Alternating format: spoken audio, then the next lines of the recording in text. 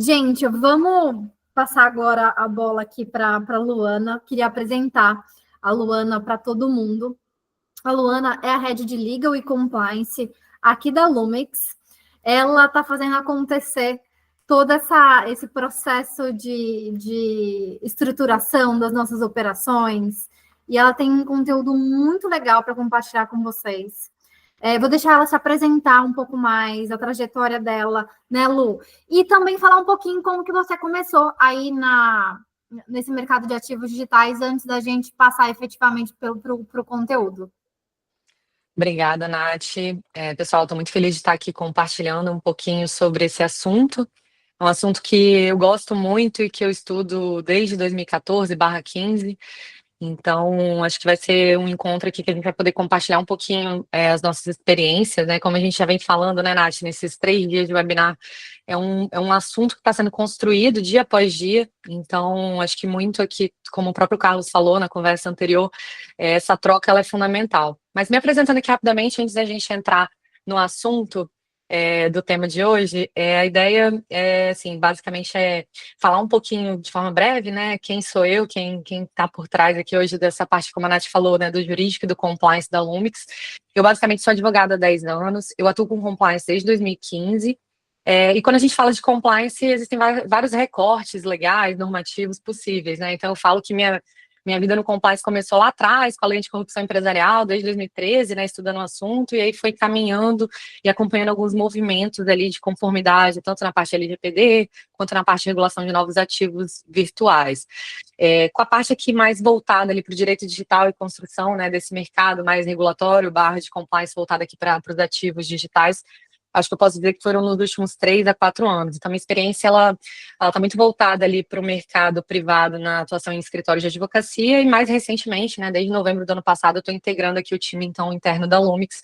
E como a Nath colocou, o desafio acaba sendo aqui realmente essa construção de toda essa teia da conformidade aí dentro do contexto da operação aqui dentro da empresa. Então, acho que a ideia é compartilhar com vocês aqui um pouquinho dessa experiência e fazer essa troca aí.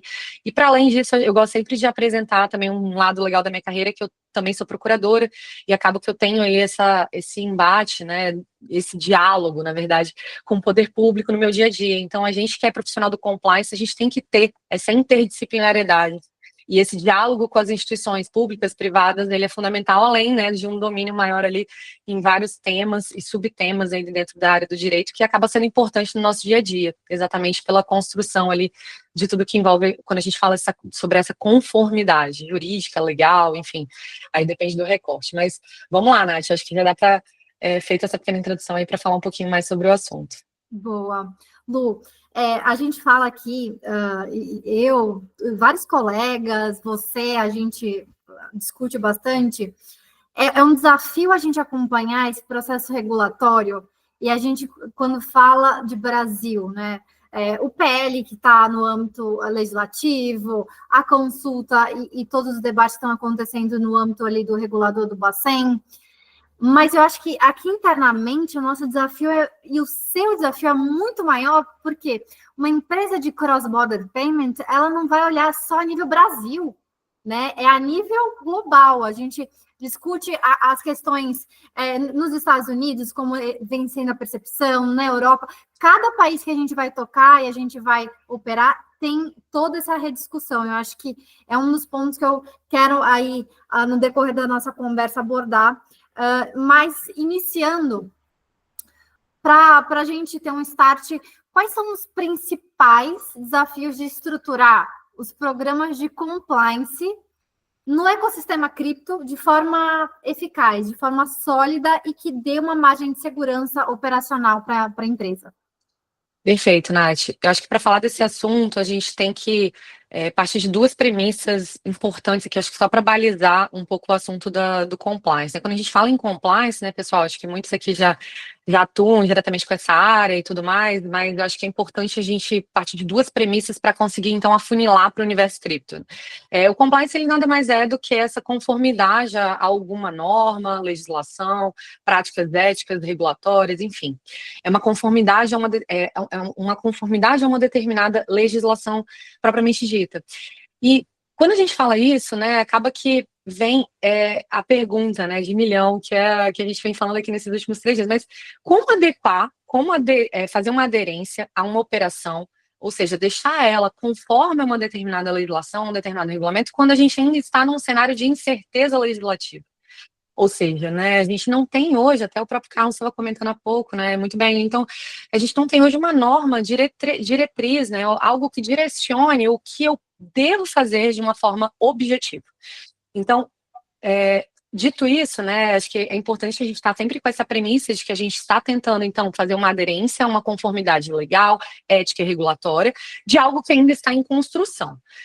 E um outro ponto, uma outra premissa que é super importante para a gente afunilar e eu te responder de forma mais assertiva, Nath, acho que é legal a gente ter uma outra visão também que eu gosto sempre de falar aqui internamente dentro da Longis, a gente não precisa de inventar a roda, né, quando a gente fala de compliance, existe sim um framework, né, um modelo, uma estrutura, quando a gente fala de programas de adequações que já são sólidos, né, do ponto de vista do mercado, inclusive do mercado brasileiro, também do mercado internacional. Então, esse framework de compliance, né, que são as etapas de estruturação de um programa de conformidade para garantir uma boa governança corporativa, ele já é posto. O que a gente está tentando fazer é adequar esse modelo a uma nova operação, a novas tecnologias dentro do contexto dessa operação e diante desse cenário ainda, né, da ausência de uma diretriz pré-definida.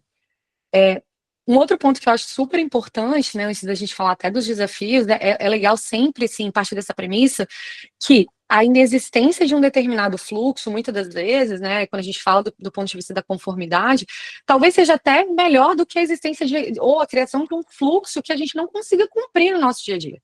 Então, de nada adianta, né, a gente criar um fluxo operacional, criar um documento, muitas vezes uma política, um manual, e aquilo não ser, de fato, visualizado e cumprido pela instituição e pela organização no dia a dia.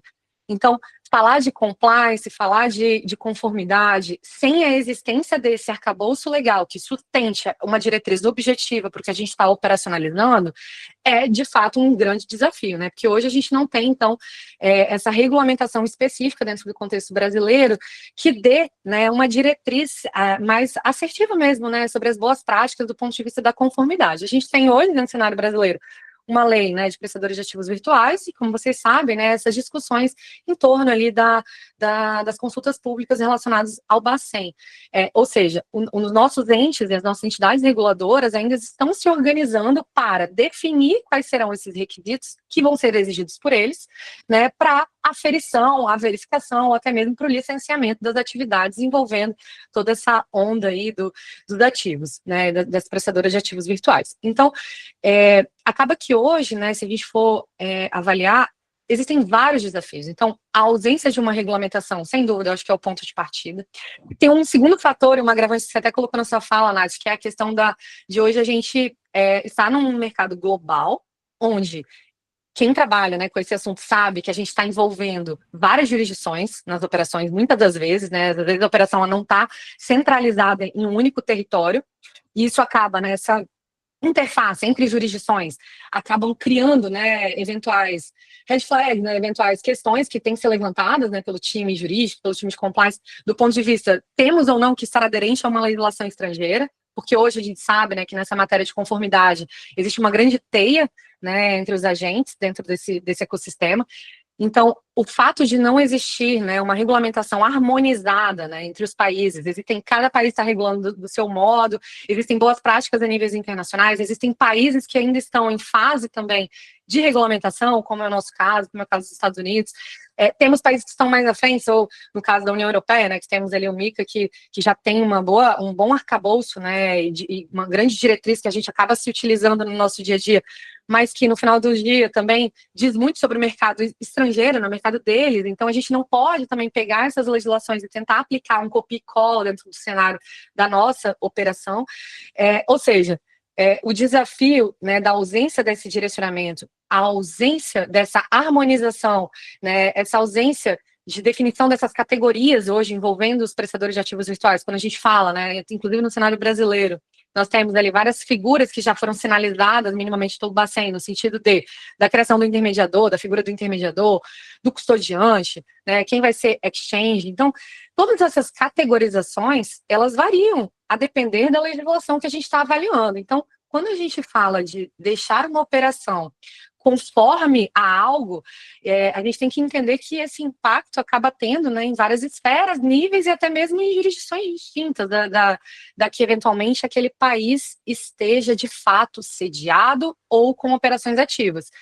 Então, eu acho que para além, né, dessas questões aí envolvendo também essa regulamentação, a gente também tem que estar ciente de que a própria natureza da tecnologia, né, dessa descentralização acaba gerando também uma camada adicional de risco e que acaba sendo, né, necessário algum nível de controle.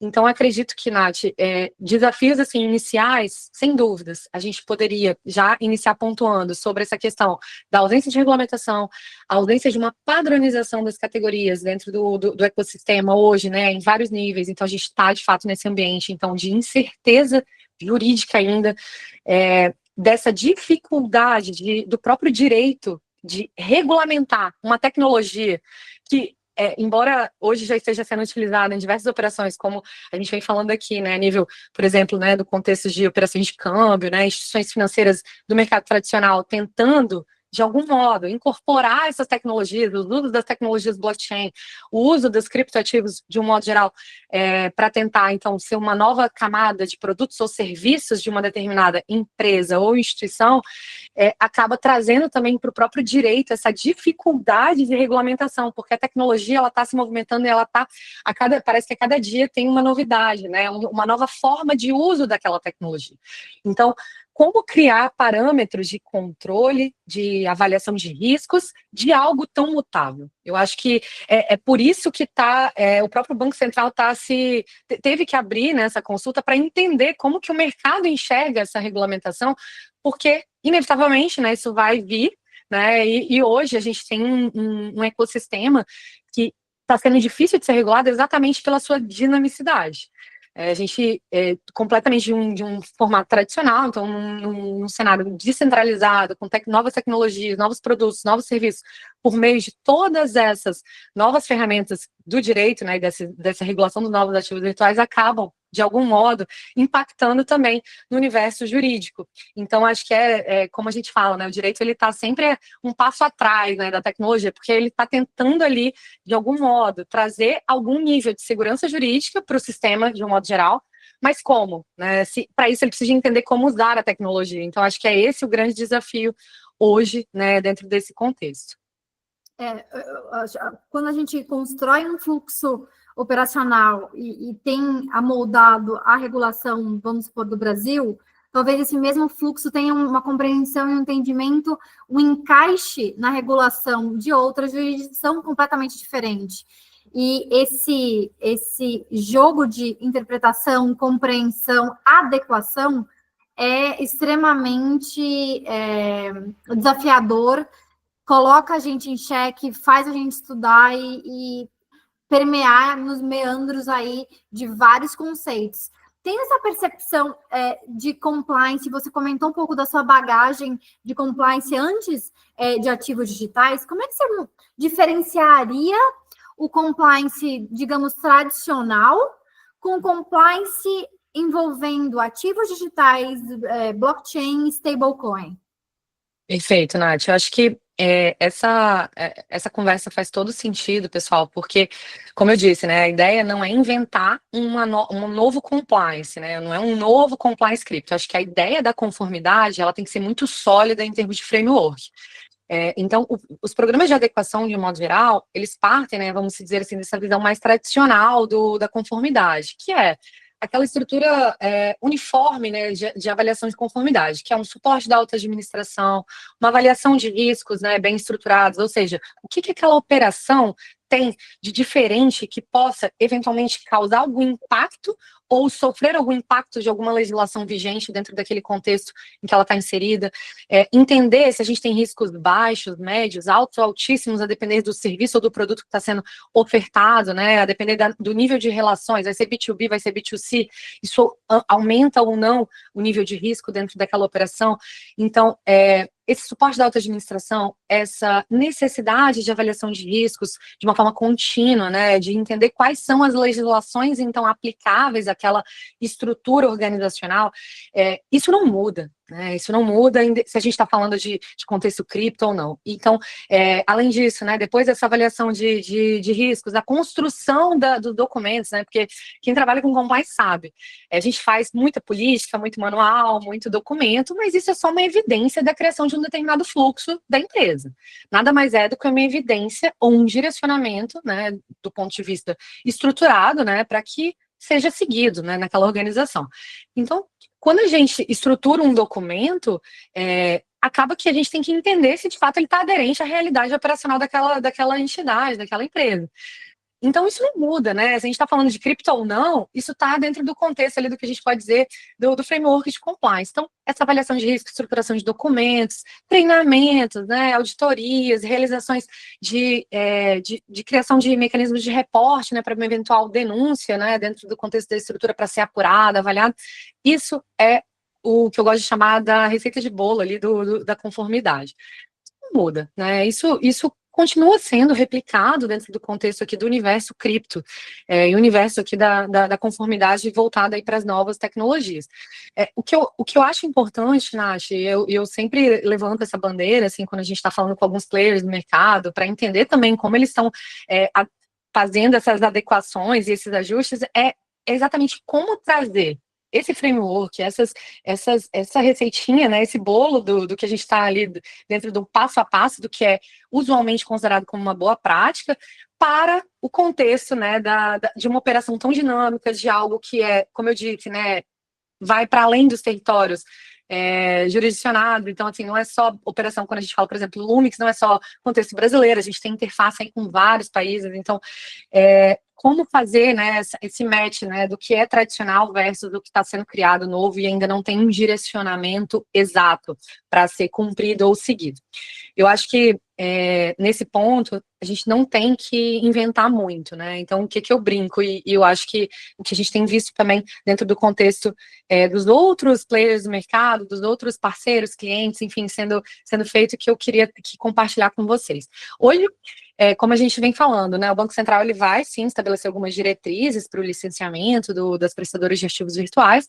Então, o que a gente está tentando fazer, do ponto de vista da conformidade, é antecipar essa preparação para que, quando essa norma venha, eu minimamente não seja surpreendido, né, de que, embora não exista uma lei falando, você tem que fazer isso, dessa forma, com isso, esse requisito, com essas políticas pré-definidas e tal, o que a gente faz? A gente olha para o mercado, a gente olha para quem a gente está se relacionando, porque lembre-se, né, do diligence é uma etapa lá do bolo, do compliance tradicional, do framework de compliance. Então, a gente está entendendo as regras do jogo do ponto de vista da dinâmica com parceiros, clientes, terceiros, e tentando minimamente se utilizar desse arcabouço, por exemplo, dentro do contexto do que eu gosto de chamar de compliance financeiro, né, que é um dos compliance mais rígidos do ponto de vista das regulamentações e dos direcionamentos que a gente tem hoje, né, exatamente pelo nível dos riscos envolvidos nessas operações financeiras. E quando eu falo compliance financeira, são todas aquelas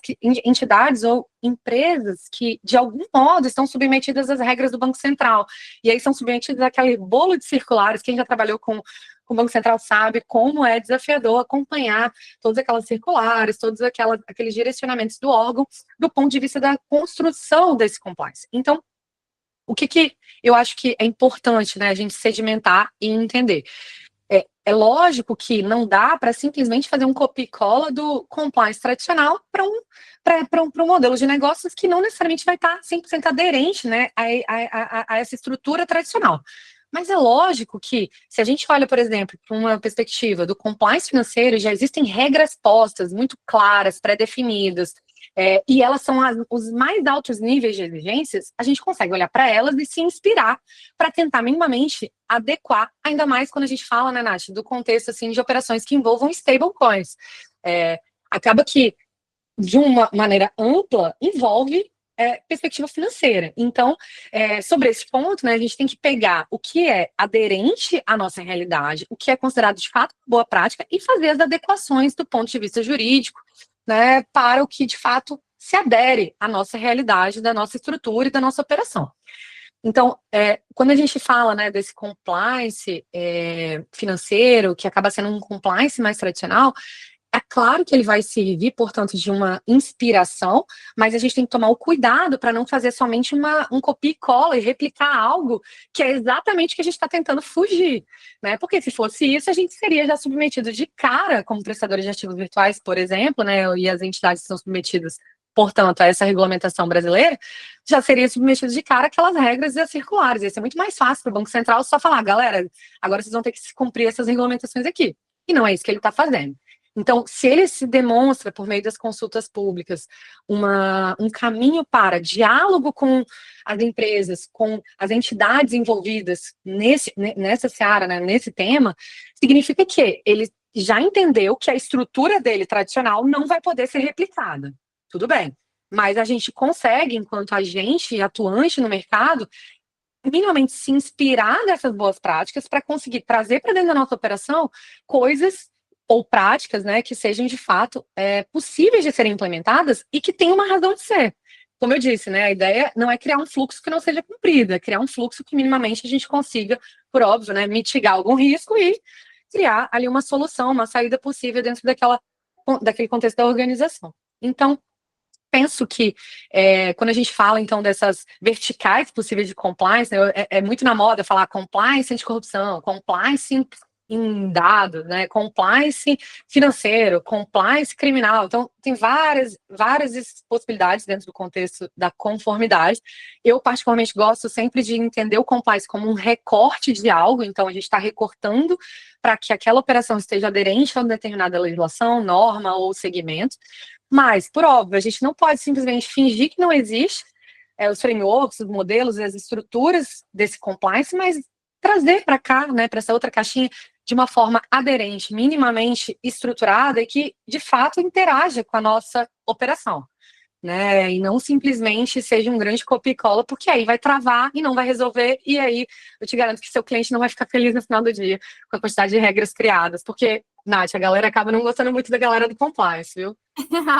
Sim, e eu acho que o equilíbrio regras que sejam execuíveis, que não tornem onerosa de alguma forma ou muito difícil de serem cumpridas e em outra banda, né, em outro prisma, a gente consiga atender aqui aos anseios que o regulador tem, que é de ter transparência, é de ter informação para entender os fluxos, por exemplo, no caso de stablecoins e desses fluxos financeiros transfronteiriços, o quanto de capital está saindo do país, o quanto está entrando, ter um controle realmente combate a financiamento do terrorismo, lavagem de dinheiro. Então, eu acho que atender à necessidade que o Banco Central, o regulador, tem, mas também não onerar de uma forma muito prejudicial, né, essas transações que acontecem. E tratando, por exemplo, agora de um ponto prático.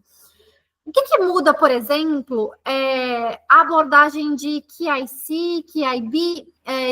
Talvez alguém aqui da nossa audiência não saiba esses conceitos, se você puder até explicar um pouquinho mais sobre eles. Quando a gente fala do mercado tradicional e aplicando esses conceitos no universo cripto, o que muda? Perfeito, Nath. Eu acho que, e aí só para todo mundo estar na mesma página, né, com relação aos conceitos, quando a gente fala de QIB, QIC, são nomes muito comuns para quem trabalha ali no universo financeiro, que acaba tendo, né, um nível maior ali de complexidade de avaliação dentro desses contextos, mas basicamente, assim, traduzindo da expressão do inglês, né, é o conheça seu cliente, conheça o negócio, né, do seu cliente, conheça quem de fato é a pessoa física envolvida que está na outra ponta, conheça o seu parceiro, né, que é o QIP, que a gente chama. Então, assim, tem vários conheças, mas por que isso? Acho que é o grande charme do compliance, eu gosto de dizer, que é o entender o motivo de uma determinada criação de um determinado fluxo. Se a gente criou um fluxo do conheça o seu cliente, conheça o seu negócio, a gente tem que tentar buscar entender o porquê disso, né?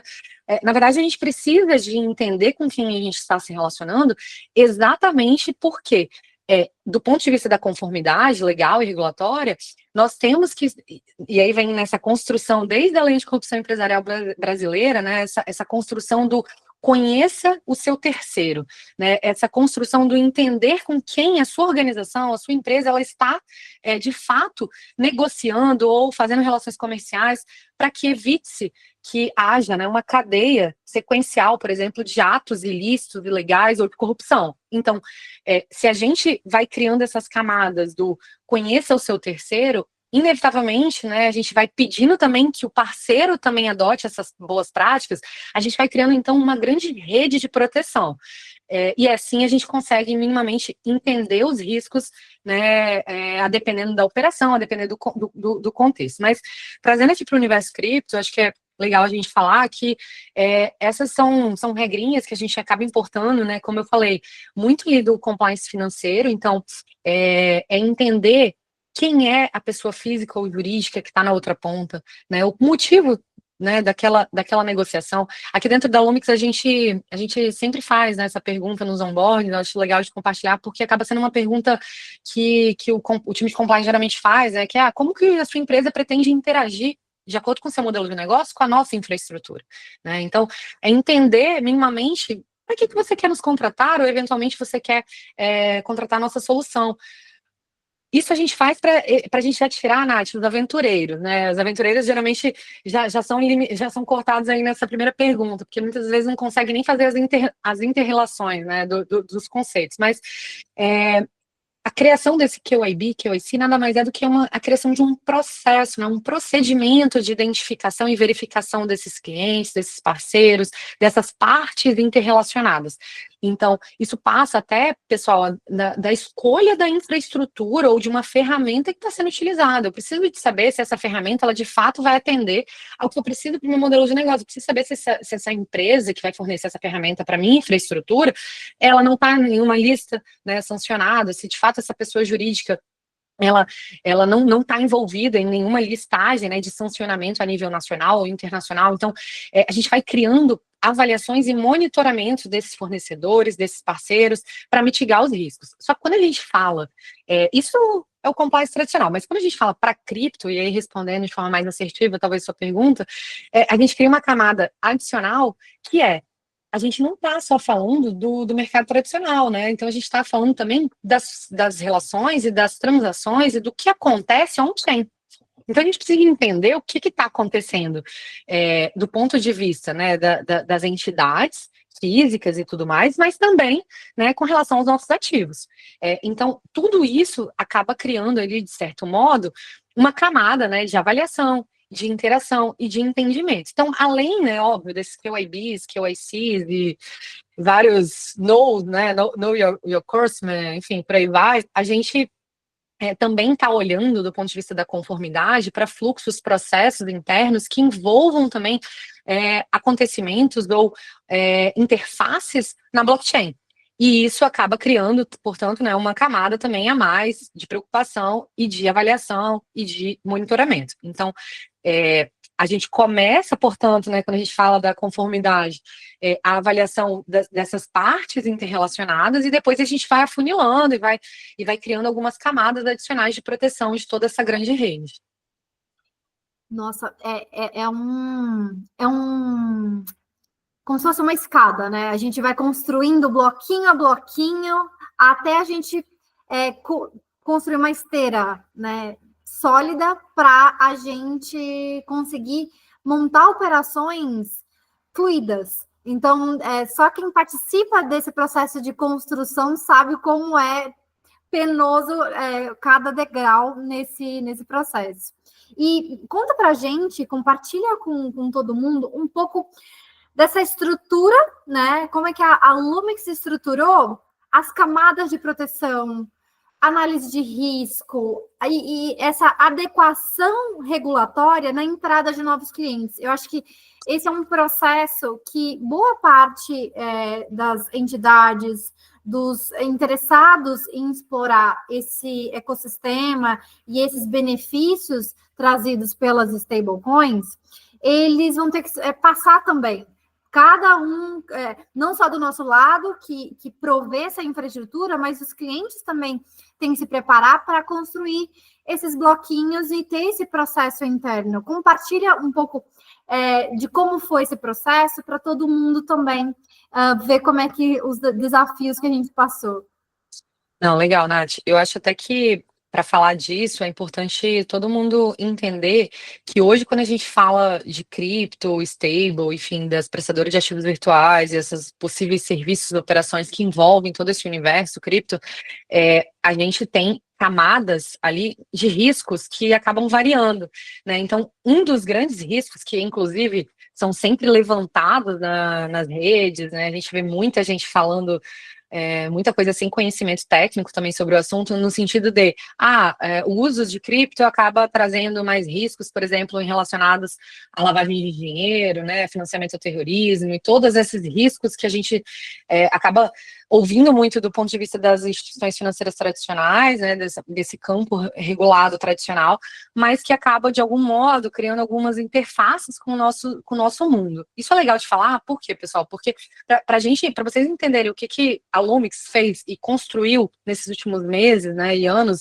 dentro do contexto da empresa, de compliance, de conformidade para as operações, isso tudo passa, né, como eu disse, além do suporte, óbvio, né, dos sócios, dos diretores da empresa, pela avaliação dos riscos envolvidos nas operações. E quando a gente fala de cripto, existem alguns riscos muito evidentes, né, que é exatamente esse rastreamento, por exemplo, né, do fluxo ou não do dinheiro, ou da moeda digital, então do ativo, ou como que vai se dar a criação ou não de um determinado ativo nesse mundo, né, então tudo isso acaba criando algumas camadas exatamente por a gente estar dentro de um ambiente muitas das vezes descentralizado, né? Então, o centralizado, ele acaba, e aí é legal de falar, né? Quando a gente centraliza a informação e centraliza o conhecimento, tem uma razão de ser, né? Existe um nível muito maior de controle.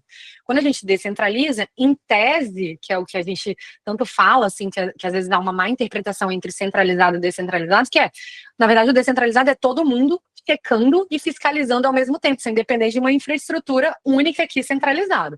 Então, essa confusão conceitual acaba trazendo também um pouco ali de mudanças nesses riscos, né, que são identificados dentro de um contexto de operação cripto. Então, dito isso, né, acho que é legal a gente falar que dentro do contexto de operações envolvendo stables e toda essa parte, esse universo, né, de infraestrutura tecnológica para facilitação de transações, se utilizando desse mercado, surgem muitos questionamentos do ponto de vista do rastreio, né, do dinheiro, o rastreio da transação, da operação como um todo.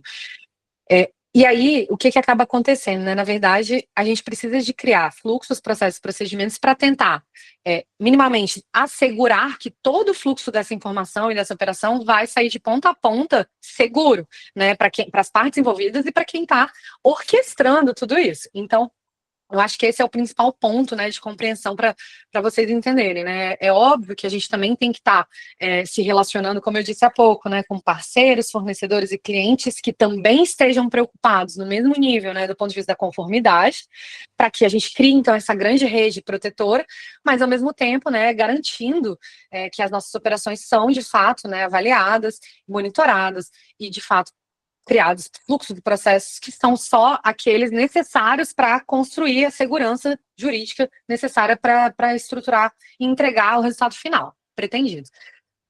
Dito isso, né, o que a gente vê muito aqui no nosso dia a dia, acho que vale a pena compartilhar, é que tudo começa, portanto, então, né, por essa avaliação de riscos, então é entender a quais legislações a sua operação ela está, de algum modo, com alguma interface, ou ela já está submetida diretamente, ou ela tem interface. E aí, a partir disso, entender se já existe ou não alguma legislação que impacte diretamente essa operação, de modo que eu tenha que fazer essa aderência do fluxo operacional àquela legislação, àquele direcionamento legal ou normativo. Então, a gente tem que fazer, a primeira coisa, é entender quais são as leis aplicáveis para o meu modelo de negócio. Depois que é feita essa avaliação, a gente vai categorizar os riscos, né? São riscos baixos, médios, altos, altíssimos, para depois criarmos, portanto, respostas a esses riscos. E aí, essas respostas, elas vão sendo criadas em várias camadas, né? Dentre elas, a criação de documentos estruturantes, que é o que a gente chama, né, de códigos de éticas, as políticas, né, principalmente política anticorrupção, política de prevenção à lavagem de dinheiro e financiamento ao terrorismo. Todos esses documentos, é óbvio, estou listando aqui alguns, mas manual de compliance, né, documentos que, de algum modo, vão direcionar aquele fluxo daquele tema para a organização e criar uma forma de controle. Porque o objetivo da criação desse fluxo é entender o que eu tenho que pedir ou não daquela contraparte, o que eu preciso ou não fazer com que meu time olhe para quem está ali na operação, por exemplo. Então, eu acho que o grande desafio do compliance, voltado aí hoje para esse contexto que a gente está falando, né, é a construção desses documentos de uma maneira, Nath, sólida e que minimamente, né, direcione, considerando todas essas especificidades que a gente vem falando, né? Sem essa ausência de um direcionamento exato, a gente acaba tendo que criar com base nas boas práticas do mercado. Então, além desses documentos, a gente também utiliza, né, ferramentas também que auxiliam e minimamente maximizem e otimizem nossos resultados, tanto do ponto de vista de avaliação, de diligência de terceiros, clientes, parceiros, quanto também, por exemplo, ferramentas que também estejam checando ali, monitorando as transações on-chain, exatamente por conta dos fluxos on e off-ramp, por exemplo, quando a gente mexe com stable. Mas, respondendo de uma forma mais objetiva, né, a sua pergunta com relação aos clientes, Lumix, um ponto, assim, que é central é compreender, né, quem é a pessoa jurídica envolvida. No nosso caso, a nossa operação, pessoal, ela é voltada para B2B, então a gente tem uma interface direta com empresas, né, então entender, é uma entidade nacional, uma entidade estrangeira, sendo nacional, quais são os documentos estruturantes daquela empresa, eu preciso de olhar para todas as contrapartes envolvidas, né? Quem detém ali o maior número de controle ou participação social daquela empresa que está se relacionando com a gente. Então, eu preciso de entender quem é aquela pessoa física que detém o controle daquela empresa, a depender do percentual utilizado. Então, por exemplo, hoje, até a gente participou de um questionamento até interessante, que é legal de compartilhar com vocês. Alguns clientes estrangeiros questionam, às vezes, por exemplo, quando a gente pede documentação de UBOs, assim, envolvendo empresas com mais de 20%, né, de participação societária. Pessoas físicas que têm UBOs com mais de 20% de participação societária. Por que é 20%? Aí eu respondi isso para a pessoa ali envolvida. Porque a gente está se utilizando de uma normativa ali envolvendo hoje o Banco Central para um outro recorte de operação. Não é exatamente o que a gente faz, mas a gente se utiliza de uma forma espelhada para dar uma diretriz. Eu preciso dar uma diretriz sobre essa avaliação. Então, a gente tenta, então, replicar alguma regra existente, que, de algum modo, não trave a operação. E aí ele trouxe uma pergunta, ele, não, mas é porque aqui no país tal, a gente olha só para 25% dos UBOs. Ou seja, veja como é dinâmico, como o nosso dia a dia ele é complexo, né? Porque a gente precisa de estar o tempo inteiro fazendo essas aderências a depender do contexto, sem, óbvio, né, abaixar o nível da conformidade das nossas empresas. Então, tudo tem uma razão de ser por trás. Então, quando a gente vai fazendo essas avaliações dos clientes, envolve, por óbvio, né, questões ali envolvendo a constituição daquela empresa, mas a gente também tem que ir atrás das pessoas físicas que detêm o controle societário daquela instituição. Para além disso, né, então a gente faz um QIB, um QIC dos sócios, né? A gente também fica sempre de olho, né, nessa parte que é bem sensível, né, muitas das vezes, que é entender qual é o suporte financeiro, né? Ou seja, qual a origem dos fundos, né? Se aquela empresa ela detém realmente, né, um lastro financeiro que suporte a capacidade operacional que ela pretende fazer, por exemplo, né, no nosso contexto aqui de on e off-ramp, no contexto de stable, isso é super importante. Então, quem trabalha com compliance para esse nível de operação, Nath, tem que estar olhando para isso, porque acaba que no final do dia não é só uma avaliação de documentos de empresas ou pessoas físicas, a gente está olhando para toda a operação como um todo, e no contexto da nossa operação, por exemplo, essas são informações relevantes. Então, no contexto da sua operação, faça essa autoanálise. O que tem de ponto de fricção ou de risco que eu preciso, portanto, de avaliar ou de criar um fluxo de checagem, porque o objetivo não é travar nada. Eu até brinco, né, que a galera do compliance, ela acaba não sendo muito bem vista, porque a gente pede um monte de documento, aqueles onboardings infinitos. Eu mesmo já tive que fazer alguns onboardings da própria Lumix com parceiros, né, que são longos, a gente sabe que são extensos, mas a gente entende a necessidade. Então, quando a gente entende o porquê, a razão de ser daquela pergunta, fica mais fluido e fica mais fácil de conceder o acesso ou não àquela informação. Eu acho que esse é o grande desafio, e eu acho que o que eu posso compartilhar com vocês, assim, sem entrar, óbvio, né, em muitos detalhamentos, é que a gente está sempre tentando, portanto, avaliar os riscos das partes que estão minimamente relacionando-se diretamente com a nossa operação, ainda que nós sejamos de uma infraestrutura tecnológica hoje dentro do contexto da nossa operação. Por quê? Porque o mercado ele exige que a gente assegure uma infraestrutura que tenha o respeito a essas questões todas que eu estou colocando aqui para vocês. Então, para a gente ofertar algo seguro do ponto de vista jurídico e regulatório, a gente precisa sim avaliar todas essas questões. Então, óbvio, o compliance, pessoal, não anda sozinho, né? Ele anda junto com o jurídico, ele anda junto com o time de operações, ele anda junto com o time de desenvolvimento de produtos. Então, o tempo inteiro a gente tem que estar avaliando para evitar a criação de regras em excesso. Eu acho que esse é o grande desafio quando a gente não tem, portanto, né, um direcionamento muito claro, expresso sobre uma determinada operação. Mas isso também, Nath, não quer dizer que a gente não tenha que minimamente criar um fluxo ou criar algo, ainda que num cenário de inexistência legislativa ou normativa expressa. Então, por isso a gente se espelha nesse compliance aí tradicional, é claro, sem deixar rígida a operação. E tudo isso forma um grande pacote de boas práticas que a gente implementa por aqui, né? Se você depois quiser pontuar algumas boas práticas que a gente tem em nível de prioridade, também seria muito legal, mas, além disso, eu queria perguntar sobre dicas práticas que você daria para as equipes jurídicas. Tem boa parte da nossa audiência aqui são equipes jurídicas e de compliance de bancos, instituições reguladas. O que eles precisam para se atualizar e lidar com ativos digitais, especialmente essas grandes corporações, entidades aí, grandes players institucionais? Nath, eu acho que quando a gente fala, né, de compliance, eu até comecei a minha fala falando um pouco disso. Há uma necessidade do profissional ser interdisciplinar. E quando eu falo interdisciplinar, é sair até da caixinha do direito. É um pouco até do que eu estava falando há pouco, né? Acho que é melhorar essa interface com o time de produto, o time de operações, o time de tecnologia. É entender o que está sendo construído para você conseguir minimamente criar ou direcionar um fluxo interno. Porque, gente, não adianta nada direcionar um fluxo que não vai ser aplicado, como a gente já vem falando aqui.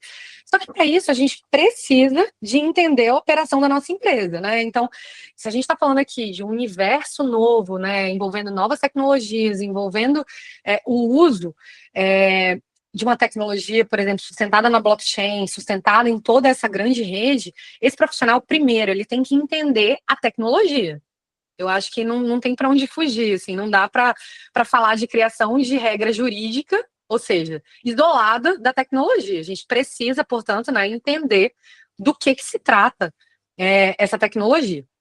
Então, acho que primeiro, o primeiro pontapé é entender a operação como um todo. E aí, quando eu falo, é entender de ponta a ponta, até o desenvolvimento de novos produtos. Eu adoro essa parte, inclusive, embora às vezes a gente não tenha tanto tempo, né, de despender para avaliar, né, novos fluxos de produtos, mas isso é importante porque isso também vai direcionar a criação dos fluxos atuais. É óbvio que tem que ser aderente à realidade de hoje, mas a cabeça de quem trabalha com compliance, ela tem que estar sempre, assim, pensando nessas variáveis. Então, eu acho que boas práticas, né, que a gente poderia listar aqui. Primeiro, entender e sair um pouco da sua própria caixinha, né, do seu conhecimento técnico, acho que é importante, que é óbvio, né, buscar novos conhecimentos e novos, enfim, interfaces com relação ao próprio mundo do direito é importante, mas não somente, né, acho que o direito, ele engessa muita gente, então a gente precisa também ir para outras caixas. Para além disso, né, acho que boas práticas que a gente tem visto de mercado é conversar com instituições reguladas. Como eu disse, não é inventar roda, é a gente entender como que entidades que são reguladas fazem para se manter aderentes a esse ecossistema regulado, e a gente tem que entender que, eventualmente, quem quiser hoje, né, está submetido a essa legislação e a esse modelo, né, dos prestadores de ativos virtuais, a entender ou se relacionar com compliance cripto, vai ter que, de algum modo, entrar na caixinha de regulatório, então não vai ter para onde fugir. Dito isso, eu posso muito bem aprender com o erro dos outros. É o que eu gosto de falar sempre. Por que não aprender com o erro dos outros? Aprender ou tentar otimizar um determinado fluxo que já esteja sendo aplicado e buscar a razão de ser daquilo. Então, quando a gente entende o porquê que aquela empresa que é regulada adota um determinado fluxo, a gente consegue, então, por exemplo, criar, né, algo estruturado para a nossa operação. Para além disso, acho que é legal entender que não dá para fugir dos documentos. A gente, para quem, embora, né, não tenha esse direcionamento exato, a gente já tem, né, as empresas que estão trabalhando com esse mercado hoje sabem que os players, eles questionam, né, cadê sua política de anticorrupção? Cadê seu código de ética? Cadê a política de prevenção à lavagem de dinheiro e financiamento ao terrorismo? E a gente lê. Tá, pessoal, eu vou te falar que, assim, eu leio para entender, porque a gente consegue ver o que é criado pelo ChatGPT e o que não é. Tá? Assim, verdade seja dito, o uso da inteligência artificial tem que ser um facilitador na nossa vida, mas tem algumas coisas que não dá, né? Assim, o chat ele inventa. Então, para quem trabalha no dia a dia, sabe, a gente vê quando uma política ela é feita e construída por uma inteligência artificial, porque ela não tem a minúcia, ela não tem o detalhamento de uma operação, que é exatamente o objetivo da política. Então, uma política, por exemplo, bem construída, né, de anti-lavagem de dinheiro, ela tem lá todas as definições ali relacionadas a fluxos, né, internos, externos, setores, a como quer se posicionar, o que está sendo avaliado do ponto de vista de todas essas diligências que a gente vem conversando aqui, isso tem que estar dentro do seu documento. É claro que a gente sabe, né, que não há uma exigência de ter o tópico X conforme é circulado o Bacen, mas por exemplo, dentro dos próprios documentos da Lumix, eu gosto sempre de colocar, por exemplo, um tópico dentro da etapa documental, dizendo quais são as legislações que minimamente, né, foram utilizadas, ainda que eu não seja obrigada a seguir, eu me utilizei para direcionar a construção daquele documento. Então, quando eu falei lá atrás, né, hoje aqui ainda, do compliance financeiro, em vários dos nossos documentos, e eu até oriento que vocês observem isso como uma boa prática, trazer para dentro da construção desses documentos da onde vocês estão tirando essa inspiração, né? Qual é o arcabouço que está te direcionando para a construção daquele documento, ainda que você não seja obrigado a segui-lo na integralidade. Então, eu acho que a construção desses documentos, eles têm que partir dessas premissas. Então, dessa avaliação, como eu disse, né, de todos os setores da sua empresa, entender quais são as leis que você vai se utilizar, portanto, para se inspirar na construção desses documentos. Tudo isso é uma boa prática que pode ser implementada, que não é tão difícil e que acaba dando maior robustez mesmo para o seu programa. Então, hoje a gente, na construção desses documentos, e aí não fazer documentos em excesso, né? Eu vejo muitas empresas também, às vezes quando a gente passa, né, por alguns onboards e pede alguns documentos, a gente sabe quando às vezes a empresa está criando um documento que ela não precisaria de ter, ao invés dela simplesmente falar, esse documento eu não sou obrigada a ter. A gente pode falar isso, tá, pessoal? Então, assim, o que eu sou obrigada a ter e o que eu não sou obrigada a ter? Vocês precisam, quem trabalha com compliance precisa estar com isso muito claro, né? Então, saber enfrentar os onboards, né? Você saber falar sobre o que você tá apresentando. E não é só criar um documento para dizer que aquela empresa está aderente, porque me pediram aqui uma política XPTO para falar de um determinado assunto. Mas por que você precisa desse documento? Se você não precisa, só justifica o porquê que você não precisa dele, né? Então, eu acho que tudo isso acaba passando por essas boas práticas que muitas das vezes, né, a gente tem medo de enfrentar. E aí eu te digo com propriedade, assim, enfrentem os onboards, né, e sejam o mais claros possíveis. Mas tem alguns documentos que não dá para fugir, né, então já se adiantem, já construam esses documentos, deixem eles aderentes minimamente aos fluxos de entidades reguladas, porque é isso, né, para não ficar tão superficial aquele assunto dentro daquele seu documento. Para além disso, Nath, acho que é legal também criar, né, canais de interface, ainda que internos, né, ou até para clientes, e-mails de suporte, né, de comunicação de uma forma mais geral e que caiam talvez no time de compliance. Isso também é uma boa prática que também a gente considera dentro do contexto operacional. Às vezes a empresa não consegue criar ainda um canal de denúncias, mas ela vai criar alguma forma ali, pelo menos, né, da gente reportar um incidente, alguma questão que, às vezes, alguém dentro da grande teia da operação, identificou e quer falar, né, e às vezes aquilo precisa, de fato, de ser investigado. Então, isso também a gente considera como uma boa prática, ainda que seja um formulário genérico de Google Forms, que não haja identificação, mas circular isso, dar esse acesso nesses documentos, acho que é importante, porque não adianta nada, né? A gente entender os nossos riscos, a gente ter documentos lindos, a gente treinar nossos colaboradores, passar para frente as nossas evidências e não ter um lugar para falar, tá tendo um problema aqui. Aonde eu falo sobre esse assunto? Então, a gente precisa de ter algum espaço mínimo e seguro, né, para reporte. Então, acho que esse ponto é importante, né? Que eu vejo muitas empresas dentro do contexto cripto fugindo desse reporte por falar, mas eu ainda não sou obrigada a ter, mas ainda estou estruturando minha operação. Não, eu acho que dá para criar ali um canal que é simples, que não precisa de ser tão robusto, mas ao mesmo tempo dê essa segurança para todo o seu sistema. E, além disso, né, eu acho que uma boa prática que não dá para fugir é o tal do monitoramento, né? É infinito o nosso trabalho, como as pessoas que trabalham com compliance sabem, é um trabalho de aderência diária às operações, é um trabalho de formiguinha, né? Então, a gente vai criando então, essa grande rede para que todos os colaboradores, todo mundo entenda a importância desses fluxos, e aí eu tenho muita tranquilidade de falar que aqui dentro da Longitude a gente acaba conseguindo construir isso de uma forma muito tranquila, exatamente pela facilidade da comunicação, né? Hoje a gente sabe que muitas empresas aí já estão no trabalho remoto, híbrido, até no presencial, mas é importante manter todas essas partes e setores o tempo inteiro envolvidos e dialogando com o time de compliance, né? Para que a gente consiga construir, revisitar, né? Então, a gente não cria somente todos esses fluxos e, eles são para sempre assim. Não. A gente pode voltar atrás, a gente pode reconstruir, a gente pode, né, minimamente direcionar essa operação para um ambiente seguro. Então, eu acho que, sim, esses seriam os principais pontos, Nath, de boas práticas que eu considero relevante aí de compartilhar. Não sei se alguém aí que está na nossa conversa quer compartilhar mais algum ponto que use ou adote dentro da sua empresa, fiquem à vontade aí, tá, pessoal? O Pedro está até falando aí que vai puxar o bloco. Pessoal, se alguém tiver alguma pergunta e quiser direcionar, a gente está caminhando para os minutinhos finais aqui.